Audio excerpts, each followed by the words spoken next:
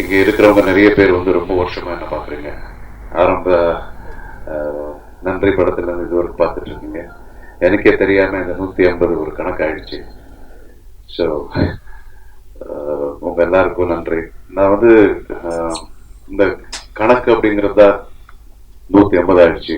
But பார்த்தா ஏதோ இப்போதான் ரீசெண்டாக வந்து அந்த நன்றி படம் பண்ண ஒரு ஃபீலிங் இருக்கு. அன்னிலிருந்து இது வரைக்கும் ஆதரிச்சுட்டு உங்களுடைய அன்பை காட்டிட்டு வர்றீங்க. Thank you so much. உங்களுக்கும் அதுக்கப்புறம் நான் நடித்த எல்லா படத்தினுடைய இயக்குநர்களுக்கும் தயாரிப்பாளர்களுக்கும் என் கூட நடித்த ஆர்டிஸ்ட் அவங்க எல்லாருக்கும் என்னுடைய நன்றி தெரிவிச்சுக்கிற நேரத்தில். அண்ட் அதான் இது வந்து ரொம்ப வித்தியாசமான ஒரு ட்ரெஸ் மீட்டாக இருக்கு. நார்மலாக இப்போ இந்த ஷெட்யூல் இப்போ ஸ்டார்ட் பண்ண போகிறோம், முடிக்க போகிறோம். அதுக்கப்புறம் ஃபைட் செட் இருக்கும், சாங்ஸ் எப்படி வரும், மியூசிக் இதெல்லாம் பேசுகிறோம். பட் இப்போ இதெல்லாம் முடிஞ்சு போச்சு. முடிஞ்சு போய் நீங்களும் படம் பார்த்தீங்க, நீங்களும் நல்லாவும் எடுத்துட்டீங்க. இப்போ என்னென்ன ஒன்லி நன்றி அப்படிங்கிற ஒரே ஒரு வார்த்தைக்காக தான் நாங்கள் மீட் பண்ணுறோம். Thank you so much. அதை நம்ம ப்ரொடியூசர் சொன்ன மாதிரி உங்களுடைய இந்த ஆதரவு இருந்தால் நிச்சயமா இது ஒரு பெரிய ஒரு டானிக் மாதிரி இருந்து இன்னும் நல்ல நல்ல படங்கள் கொடுக்கறதுக்கு ஒரு உதவியா இருக்கும். நன்றி. ஜெய்ஹிந்த். நிபுணன் அப்படின்னு இந்த ப்ராஜெக்ட் ஆரம்பிச்சு ஒரு 2 வருஷம் 2015 ஆரம்பிச்சோம். அண்ட் இந்த ப்ராஜெக்ட் வந்து ஒரு பெரிய வெள்ளத்தை சந்திச்சது முதல்ல, அதுக்கப்புறமா டிமானிட்டைசேஷன் சந்திச்சது. இது போல பல தடங்கல்கள், பல பிரச்சனைகள், இது எல்லாத்தையும் மீறி ஒரு நல்ல படம் பண்ணணும் அப்படின்னு சொல்லிட்டு நாங்கள் எல்லாரும் ஒரு டீமாக உழைச்சோம். அந்த உழைச்சிட்டு நாங்கள் ஃபஸ்ட்டு, அதாவது அவுட் சைடு ஃபஸ்ட்டு படம் பார்த்தது வந்து டிஸ்ட்ரிபியூட்டர்ஸ்க்கு அப்புறமா. முதல் தடவையாக நாங்கள் டிஸ்ட்ரிபியூட்டர்ஸ்க்கெலாம் படத்தை போட்டு காமிச்சிட்டு தான் இந்த படத்தையே வந்து நாங்கள் ப்ரெஸ் மீட்டுக்கும் வந்தோம். அந்த டேட் ஃபிக்ஸ் பண்ணிவிட்டு ப்ரெஸ்ஸுக்கு முதல்ல போட்டு காமிச்ச பொழுது எப்படி ஒரு தேர்வு எழுதிட்டு மாணவன் வந்து வெயிட் பண்ணுவானோ அது மாதிரி தான் நாங்களாம் வெயிட் பண்ணிட்டு இருந்தோம். அண்ட் எஸ்பெஷலி ஒரு நல்லா படித்து நல்லா எக்ஸாம் ப்ரிப்பேர் பண்ண ஒரு மாணவன் மாதிரி கொஞ்சம் எனக்கு ஒரு கான்ஃபிடன்ஸ் இருந்தது. அந்த கான்ஃபிடன்ஸ் வந்து பை காட் கிரேஸ் நீங்கள் எல்லாமே அதை அக்னாலேஜ் பண்ணி அதை ஒரு பெரிய விதத்தில் மக்கள்கிட்ட போய் கொண்டு சேர்த்தீங்க. அண்ட் உங்க எல்லாருக்கும் எவ்வளோ நன்றி சொன்னாலும் பத்தாது. மெயினாக வந்து இது வந்து அர்ஜுன் சாரோட 150th.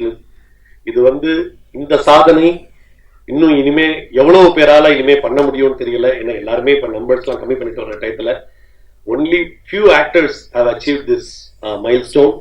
அண்ட் அந்த மைல்ஸ்டோன் ப்ராஜெக்டை டைரக்ட் பண்றதுக்கு எனக்கு அமைஞ்சது கடவுளுடைய அனுகிரகம், அர்ஜுன் சாருடைய பெருந்தன்மை. அது எங்க டீமுக்கு அமைஞ்சது பேஷன் ஸ்டுடியோஸ்க்கு ஒரு பெரிய பெருமை. எனக்கு பொலிட்டிக்கல் ஸ்கிரிப்ட் ஏற்கனவே ஒரு சீரியஸான ஒரு பொலிட்டிக்கல் ஸ்கிரிப்டும் இருக்கு. அது பண்ணணும்னு ரொம்ப நாளாக நினைச்சிட்டு இருக்கேன். பார்க்கலாம். ஒரு ப்ராஜெக்ட் அமையிறதுங்கிறது வந்து நம்ம 1000 விஷயம் நினைக்கலாம். அது எப்படி அமையுது, எப்படி நடக்குதுங்கிறது வந்து அது வந்து ஒரு டைஸ் மாதிரி தான், நிபுணர்ல இருக்கிற பசல் மாதிரி தான். அதுவும் எப்படி அமையுதுங்கிறது தெரியாது எனக்கு. I don't have any reservations in doing political subjects. ஆமாம் சார், போலீஸ் ஆஃபீஸர் ஆகணும்னு சொல்லி தான் இதெல்லாம் கற்றுக்கிட்டது. இந்த விஷயங்கள் சினிமாவில் நான் என்னென்ன பண்ணிட்டு இருக்கோம், இந்த ஃபைட்ஸ் ஆகுது சரி, ஒரு ஹார்ஸ் ரைடிங்கில் இருந்து எல்லாமே கற்றுக்கிட்டதுக்காக தான். ஆனால் அதை விட போக போக ரொம்ப திருப்தி ஏன் ஆச்சுன்னா, அந்த மாதிரி கேரக்டர்ஸ் நிறைய பண்ண ஆரம்பிச்சிட்டேன். ஸோ அதில் நான் திருப்தி அடைய ஆரம்பித்தேன். ஸோ போலீஸ் ஆஃபீஸர் மட்டும் இல்லாமல் இன்னும் வேறு விதவிதமான கேரக்டர்ஸில் அதில் பண்ணேன். அண்ட் பேசிக்கலி வெறும் கேரக்டர் மட்டும் பண்ணால் அந்த திருப்தி ஆயிருந்திருக்காது. அதில் சில விஷயங்கள் ஒரு நாட்டுப்பற்றான சில விஷயங்களும் இல்லைன்னா இந்த சமுதாயத்துக்கு ஒரு நல்ல ஒரு என்ன சொல்லுவாங்க மெசேஜ் இருக்கக்கூடிய படங்கள் நான் பண்ணிட்டு இருக்கிறதுனால எனக்கு கொஞ்சம் திருப்தியாக இருந்தது. ஓகே, இந்த மீடியாவில் நம்ம ஏதாவது ஒன்றும் பண்ண முடியும் அப்படிங்கிற ஒரு சந்தோஷம். எதுக்குங்க அதுக்கெல்லாம், நமக்கெல்லாம் எதுக்குங்க அதெல்லாம். நல்ல சினிமாவில் கரெக்டாக டைரக்ஷன் பண்ணாலே டைம் போயிடுன்னு சொல்லிட்டு இருக்கேன். நீங்க நடிகர் அரசியல்வாதிக்கு வேற வரும்னு சொல்றீங்க. ஆமா, இப்போ என்ன வச்சு நான் பண்ணி எனக்கு போர் அடிச்சிருக்கு. நிச்சயமா வேற ஆக்டர்ஸ் வச்சு டைரக்ட் பண்றதுக்கு ரொம்பவே சான்ஸ் இருக்கு. கதைக்கு ஏற்ற மாதிரி தானே ஆக்டர்ஸ். அப்புறம் தெரியாது இங்க நம்ம ஆக்டர்ஸ் எல்லாம் எப்படி எப்படி ரியாக்ட் பண்றாங்கன்னு தெரியாது. தெரியாது எனக்கு இதெல்லாம். இல்ல சாரே நல்லா ஆக்ட் பண்ணிட்டு இருக்கும்பொழுது எதுக்கு திருப்பி டைரக்ஷன் சொன்னா 1.5 வருஷம் போயிடும். எதுக்கு தேவையில்லாம சார் நீங்க நடிக்கிற நடிகனாவே இன்னும் நிபுணன் மாதிரி இன்னும் நிறைய இன்னும் அதை விட நிறைய படங்கள் பண்றதுக்கு இருக்கும் பொழுது சார் நல்லா நடிச்சிட்டு இருக்காரு. எப்பயாவது அவர் காசப்பட்டா இந்த மாதிரி சொல்லி விடவா மாதிரி